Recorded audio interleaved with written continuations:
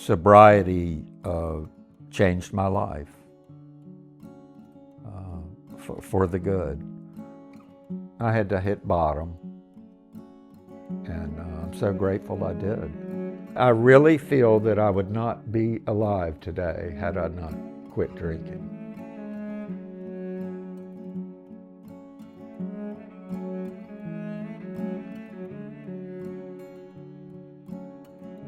My name is Tony Griffin, and I'm a painter. Tony is a living archive of creativity.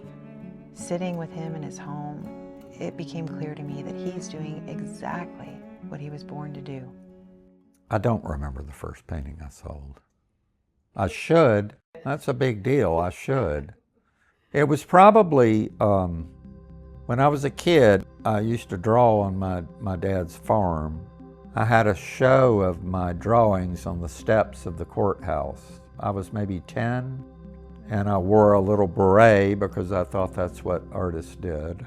And I was actually cute, and I leaned them on the steps of the courthouse, and they sold. I sold them for $1 or $2 each, and a lot of them sold.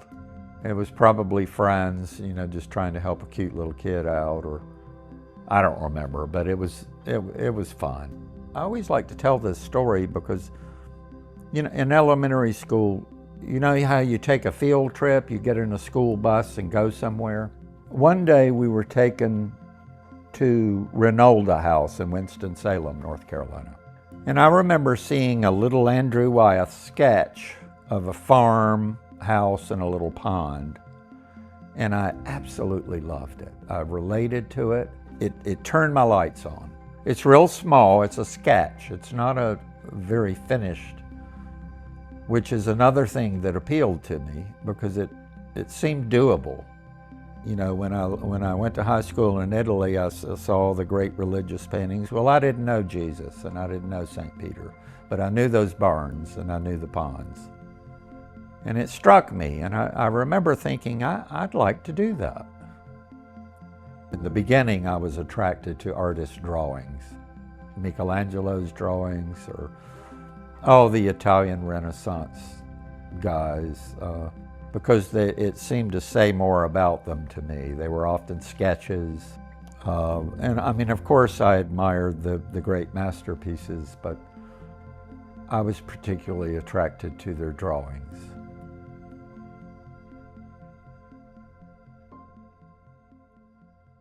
So school was always difficult for me.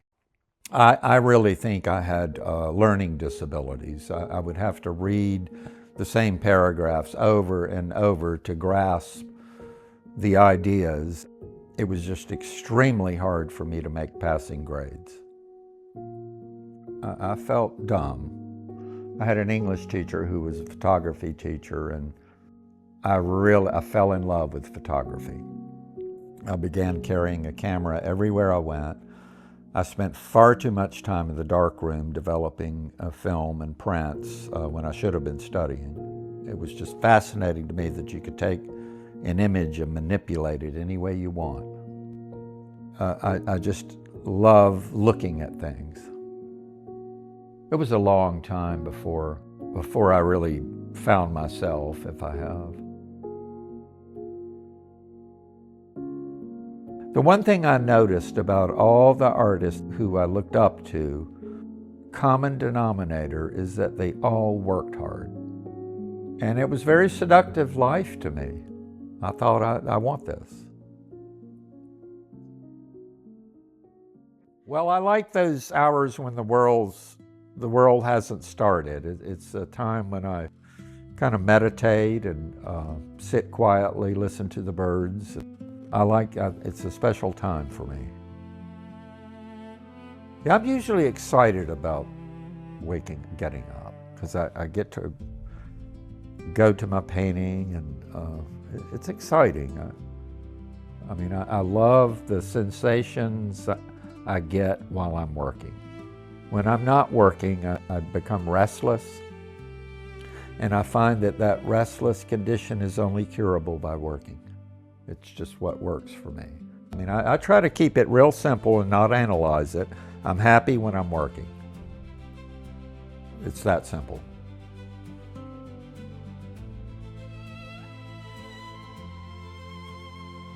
There was a time when all those thoughts that you're talking about were troubling to me.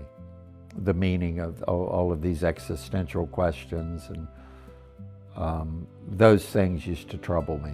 And I'm not sure they were productive for me, the meaning of things and the purpose of it all. And I try to just enjoy the work. There's a lot I'd like to do while I can, before I start falling apart, which is inevitable.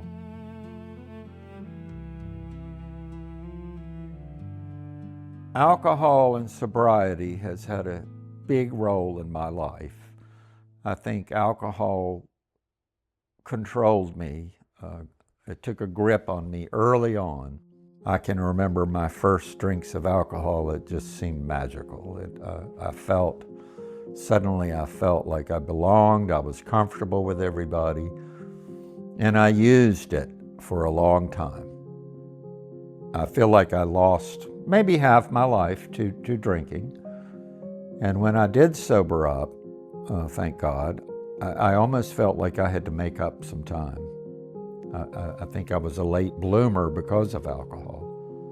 It stunted my growth emotionally. I felt like I was a 40-year-old that was the emotional maturity of a 15-year-old. It was almost humorous. I mean, I suddenly found myself sober feeling like a little boy. Sobriety changed my life for the good. And I'm coming up on 28 years, and I would eventually learn that I was basically medicating to avoid things. And I drifted away from school. I had 2 good years, and then the drinking took over. I was just one of those people that when I had a drink, I wanted more. I think I had to hit bottom, and I'm so grateful I did. Jail, just stupid things, jail, DUIs, court, lawyers, and stuff like that. I was a slow learner. It takes time for a lot of people. I had to hit quite a few bottoms. And I think the first time I quit was for 4 or 5 years, and then I would experiment and get confident and end up in jail or with a DUI or whatever, and I did that 3 or 4 times. And then finally it just wore me down. It just wore me out. First I went to a treatment program where I was taught about the disease of alcoholism. And in a way that was a relief, because I learned that I wasn't necessarily a bad person, I just had a problem. At a certain point, I was willing to listen, and I just began doing what they told me to do, the 12-step program. It absolutely saved my life. I have little doubt. I really feel that I would not be alive today had I not quit drinking. So the 12-step program was great because it basically gave me a manual for living, for how to live. And I needed that because I didn't know how to live. It gave me a belief in something greater than myself, and I needed that. I fought with it at first. I was angry. I went in there extremely angry. And all those people, they embrace you. They know exactly what you're feeling. They know no matter where you are, they totally get it. The desire to have a drink has been removed. And it's that simple. And I'm grateful for that. I love my sobriety now. I experienced a clarity when I got sober that I didn't think possible. It put me in touch with my feelings a little bit because I numbed them out. There were a lot of things that I wanted to numb out in my life. So slowly these things became clear. It took time.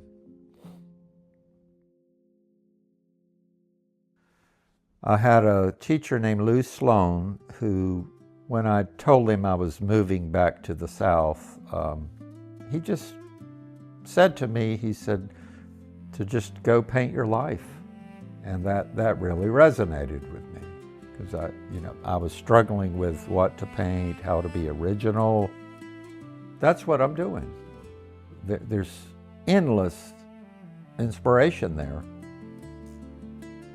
All paintings fall short, and it will probably always be that way. But that's kind of what keeps me going. Paintings rarely end up being what I think they will be. Often I'll plan a painting. It inevitably takes its own course, and you just go with it. I feel like paintings always fall short of the mark. It's not to say you may not like them. They usually fall short of what I intend them to be. Often what they end up being is okay. So I'm always striving for them to hit the mark closer. And I'm okay with that ride. I'm comfortable with that ride today. That little journey, where it gets close maybe. Close is good. Close is fantastic.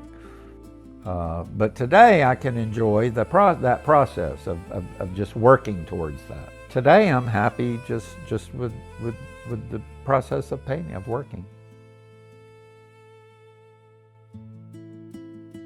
I think we're good. Let's have a cappuccino.